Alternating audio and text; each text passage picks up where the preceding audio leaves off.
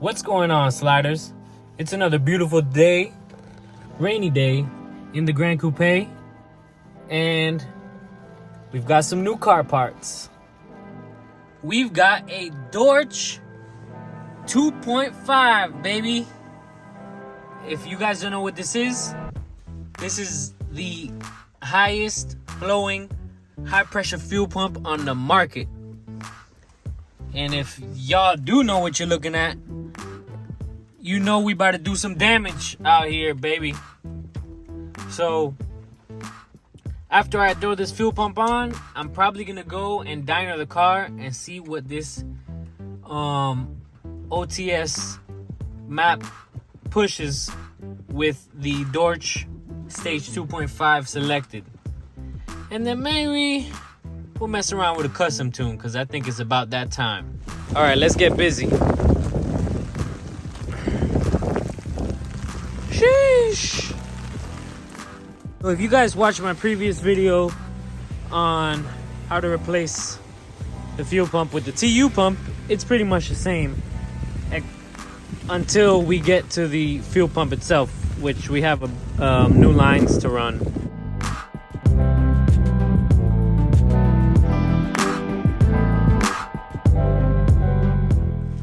All right, guys, so let's get this party started. We are going to begin by removing this hard line, removing the fuel pump, and removing this low pressure fuel line. You're gonna need a 17mm wrench or line wrench, whichever you prefer. These generally are, not super tight. They're moderately tight, so you can get them off pretty easily. But before we start removing these lines, don't forget to disconnect your battery, because if you don't, you'll have fuel squirting out at you randomly. So get your 10mm, go to your trunk, disconnect your battery, and then we'll continue with this. Start cracking these lines open. I crack them all so that way that there's no like crazy pressure buildup on just one.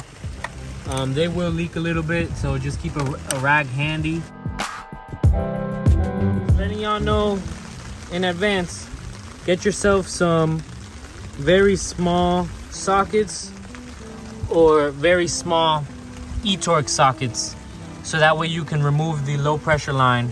To remove this hose back here now, which is pretty simple as well. You are just going to pop off this tab here, and then you're gonna push on the black part inwards while you pull the pipe outwards. Show you guys how this is done. You push in, pressure, and then pull out. And just like that, your line is out. So once you got that hard line disconnected, you're gonna move over to the right here, and you're gonna do the same thing, removing this side, and then your new line, your new DORCH line is gonna come in from the fuel pump all the way back here. So go ahead and remove that, and then we can connect this one. Guys, so this new line has a different setup. You have to unscrew this piece, this blue piece, push this hard line in, and then slide this piece on, and then screw it on. So once you got this off, just slide this on here.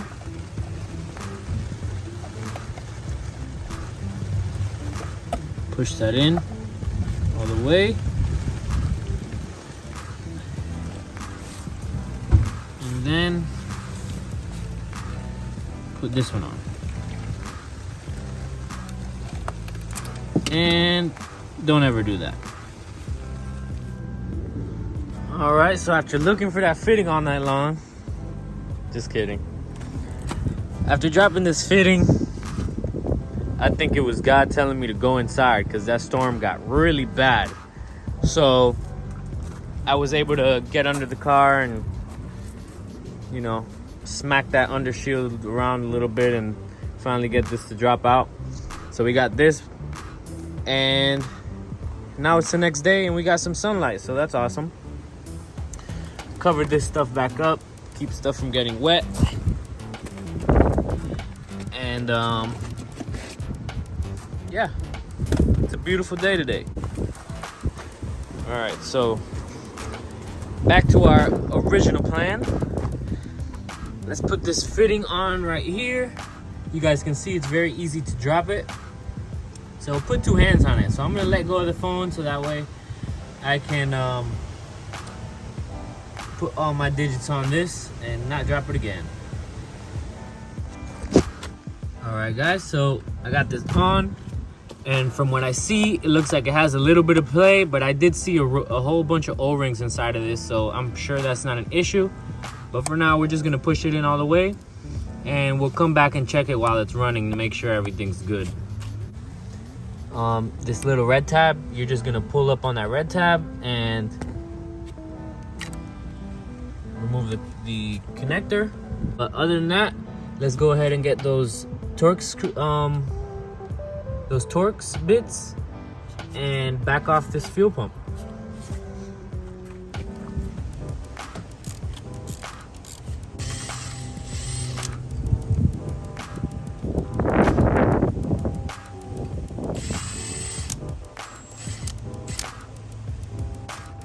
Put this plate on, which is where the new fuel pump sits. So you put these other bolts off to the side. I'm gonna just take this right off, nice and easy, and put this one right back on in its place.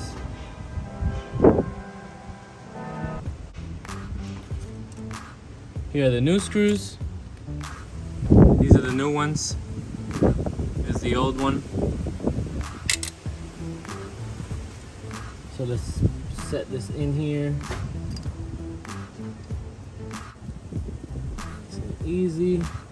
So now we have to use the alignment tool before we snug these down, which is this little black thing here. Set this alignment tool up in here like so that way we know that we're nice and center, and the new fuel pump is gonna sit perfectly on that cam. I'm just gonna snug them down with the ratchet.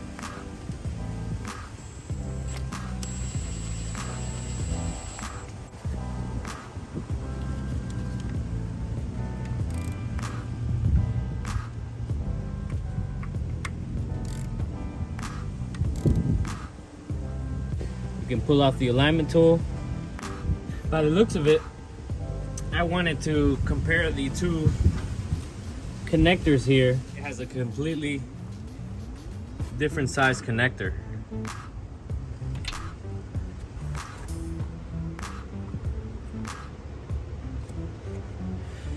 As you can see,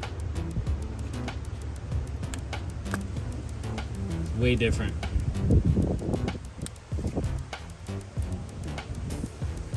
Let's go ahead and put this on like so.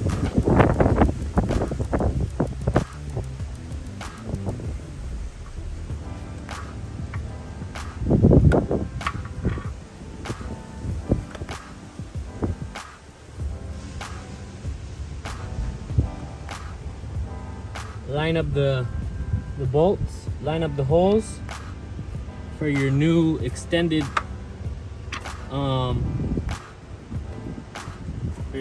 bolts.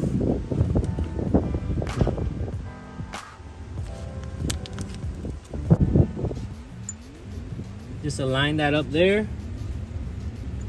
These look like Allens. I'm pretty sure the Torx will work, but if you want to do it properly, use an Allen.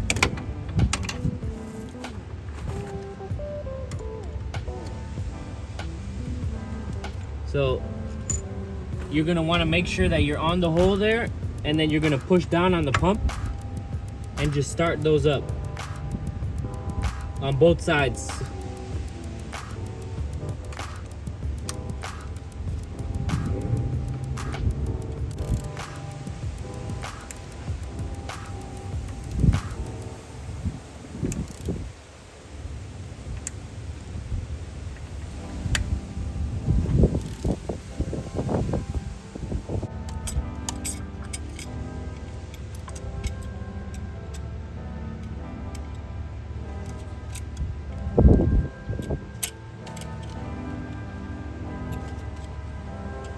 All right, so what I'm gonna do is I'm just gonna start this one here, just so that way it holds itself in place a little bit. And then this one seems like it's going in nice and easy, so I'm gonna start this one a little bit too. All right, so now that we got those in place, you see, we can start threading these on all the way.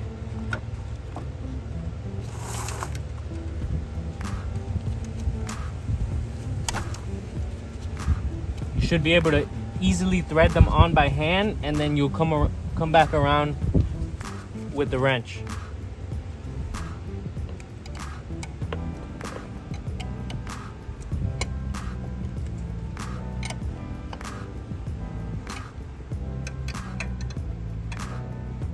And plug it in just like that, and then push that push tab in, and you should be good.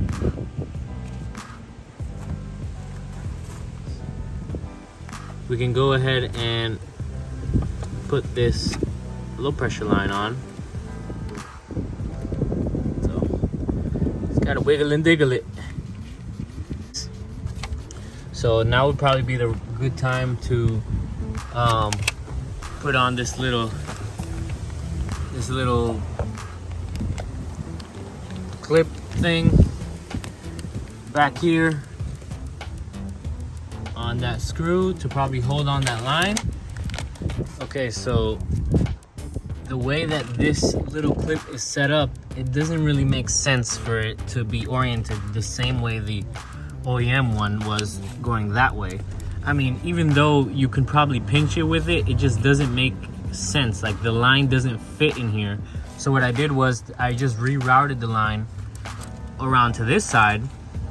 Then as you can see, now it's actually under it, and then the line comes around as it should. So I think this is a more efficient way of using this little restraint clip thing than on this side, because when you turn this over, it's gonna be flush with this and the line has nowhere to go. So that's just the way I'm gonna run mine. I didn't kill it super tight, so that way there's still a little bit of play back here, but definitely just holds everything in place nicely. All right guys, so let's hook the battery back up and start it up. Check for leaks. So now that we got the new high pressure fuel pump in, we're gonna want to go to MHD or whatever tuning app you guys use to tune your car, and change your high pressure fuel pump in the settings. All right, it's finished flashing. Car is up and running. No leaks, which is awesome. Everything's nice and tight. It was like a long crank, but it started up fine. No leaks. And this is, I guess, with the pressure of the fuel, it's nice and tight. It doesn't really move. So I'm wiggling it around to see if I see any leaks, but I don't see anything, which is great. So looks like we're good to go. I'm gonna leave the cowling off for now. I'm gonna go for a test drive. So apparently MHD hasn't updated it to where you can select the DORCH stage 2.5. So I guess you would just have to select the DORCH stage 2 option. All right guys, so I just went for a little test drive. My first impressions were